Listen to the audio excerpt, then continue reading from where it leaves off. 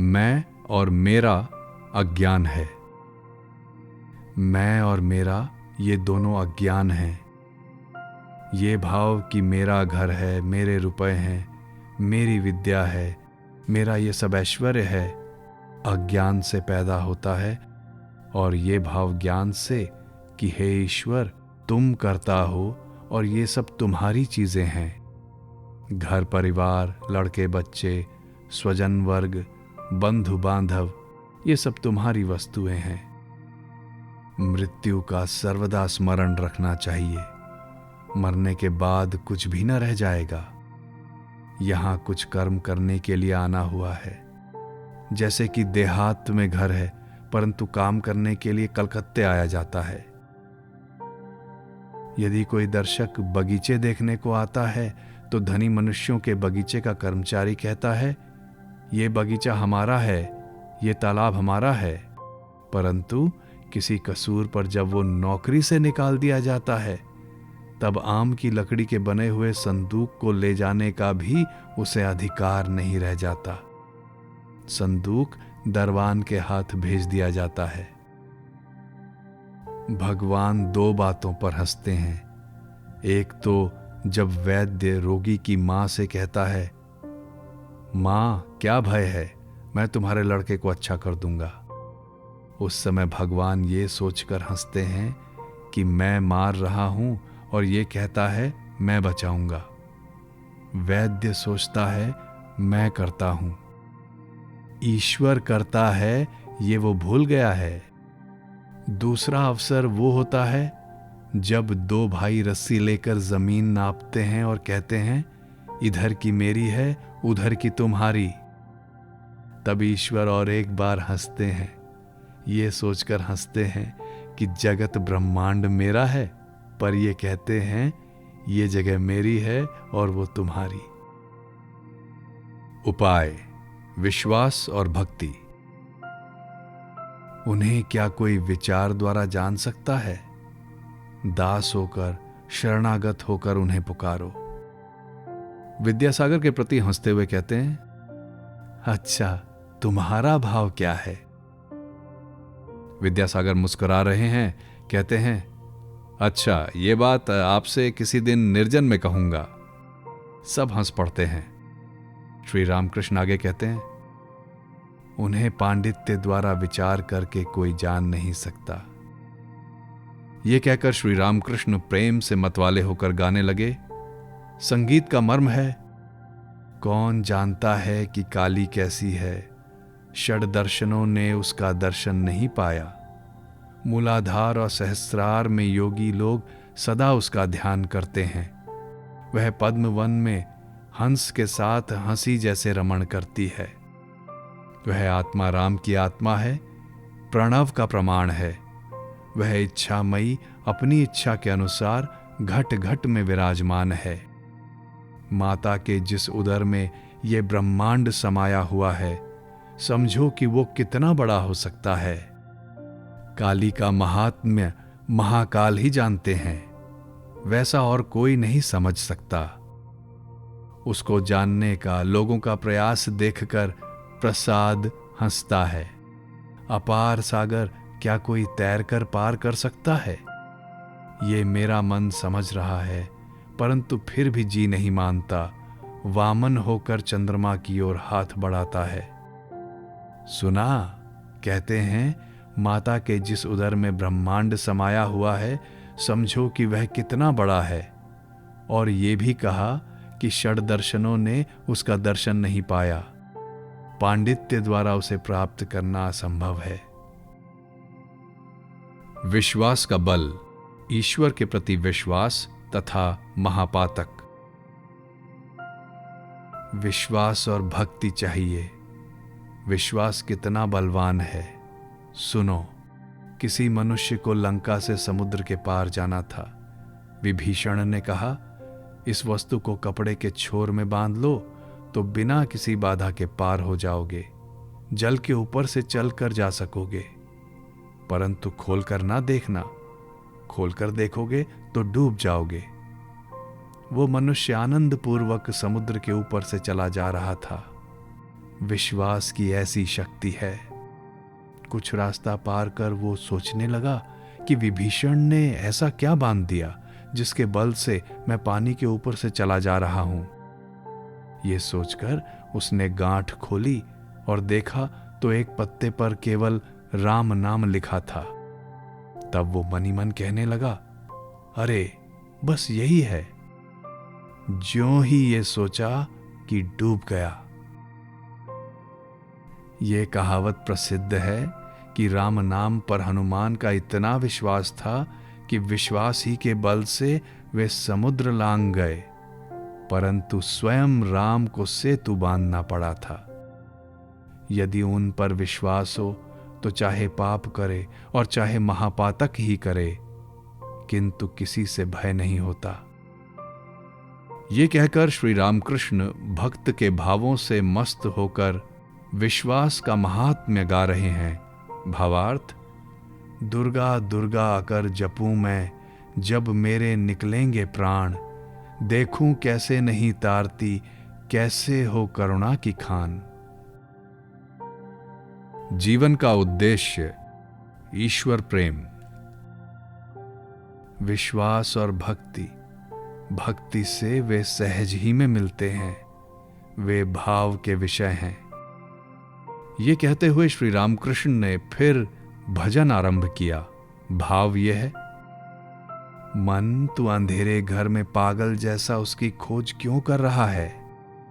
वो तो भाव का विषय है। बिना भाव के अभाव द्वारा क्या कोई उसे पकड़ सकता है? पहले अपनी शक्ति द्वारा काम क्रोध आदि को अपने वश में करो। उसका दर्शन न तो षड दर्शनों ने पाया, न निगमागम तंत्रों ने। वह भक्ति रस का रसिक है, सदा आनंद पूर्वक हृदय में विराजमान है।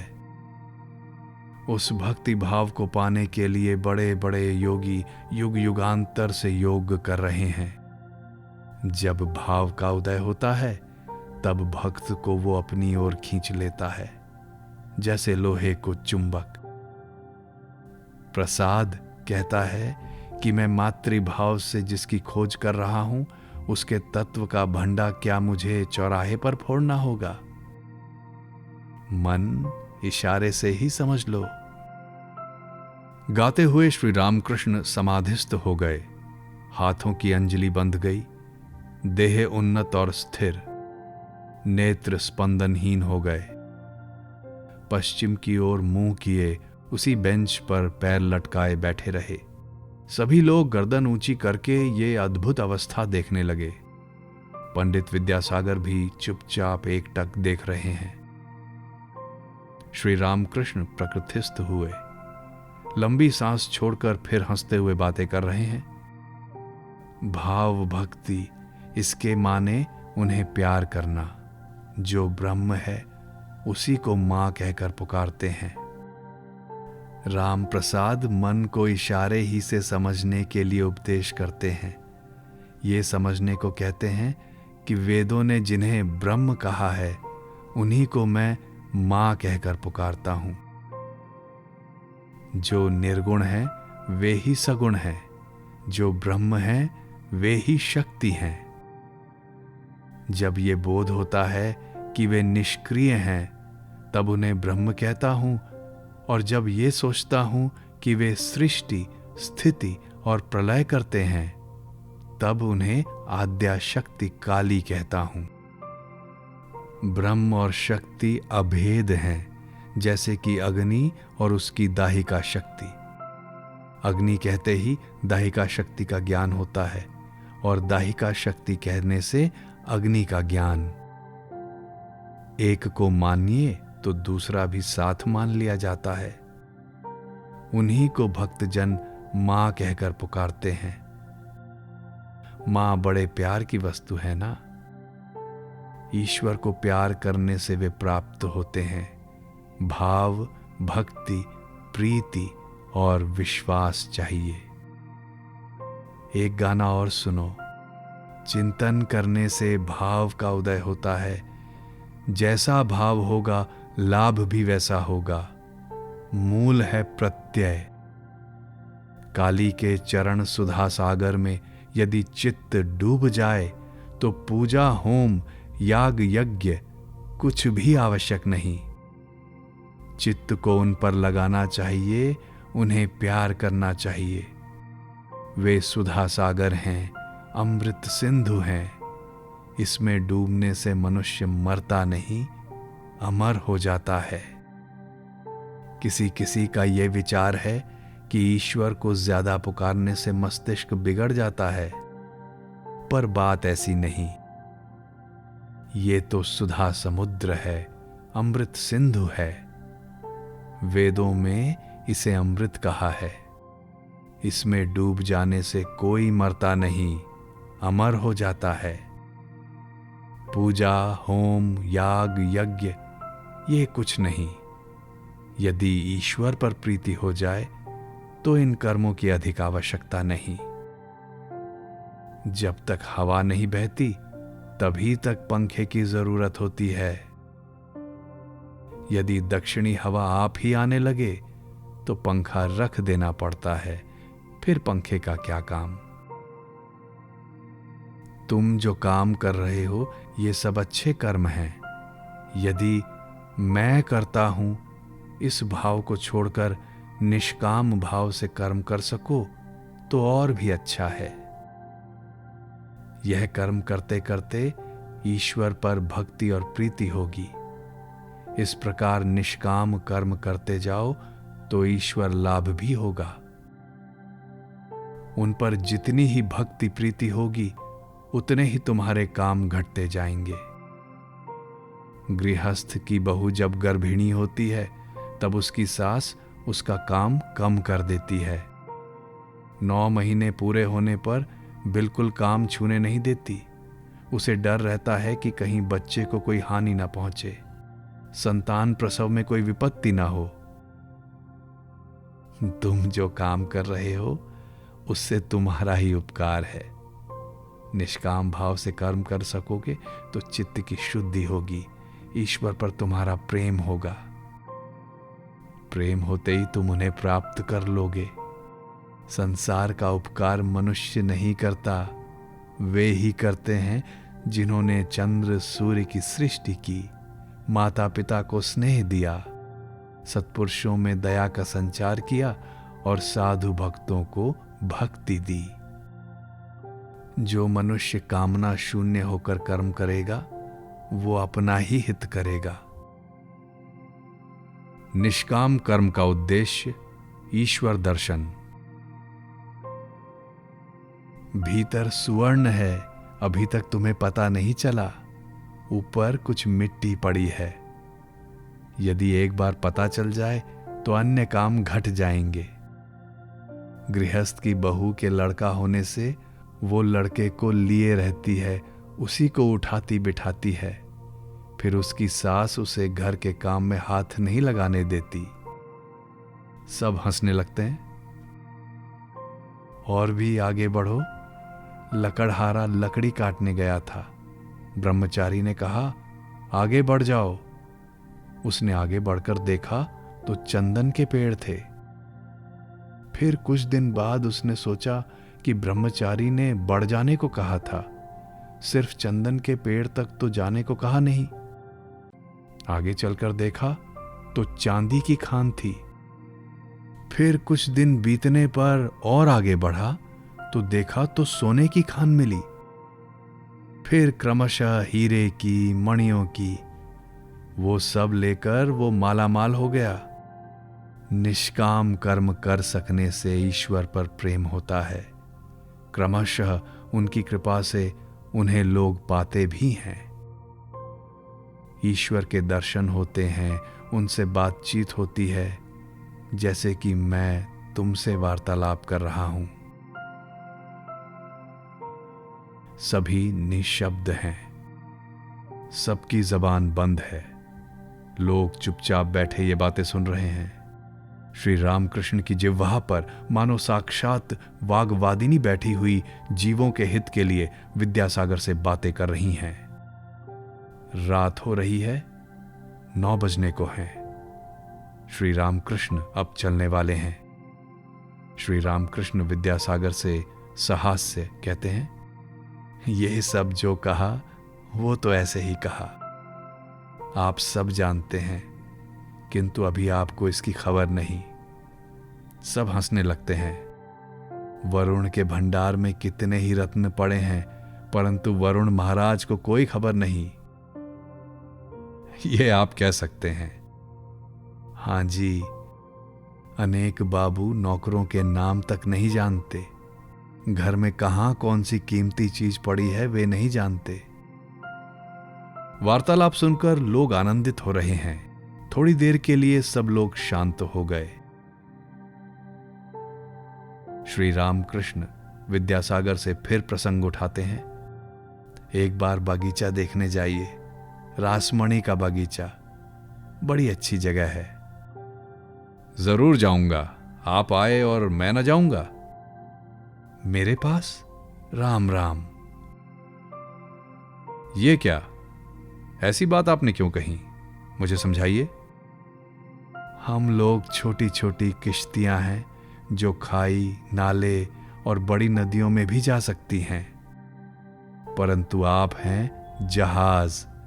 कौन जानता है जाते समय रेत में लग जाए। सब हंसने लगते हैं।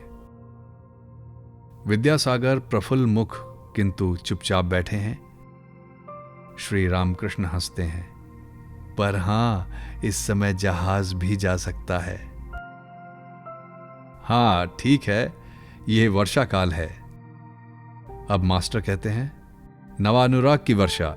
नवानुराग जब होता है तब मान अपमान का बोध क्या रह सकता है। श्री रामकृष्ण उठे, भक्तजन भी उठे। विद्यासागर आत्मीयों के साथ खड़े हैं। श्री रामकृष्ण को गाड़ी पर चढ़ाने जाएंगे। श्री रामकृष्ण अब भी खड़े हैं, कर जाप कर रहे हैं। जपते हुए भाव के आवेश में आ गए, मानो विद्यासागर के आत्मिक हित के लिए परमात्मा से प्रार्थना करते हों। भक्तों के साथ श्री रामकृष्ण उतर रहे हैं। एक भक्त हाथ पकड़े हुए है।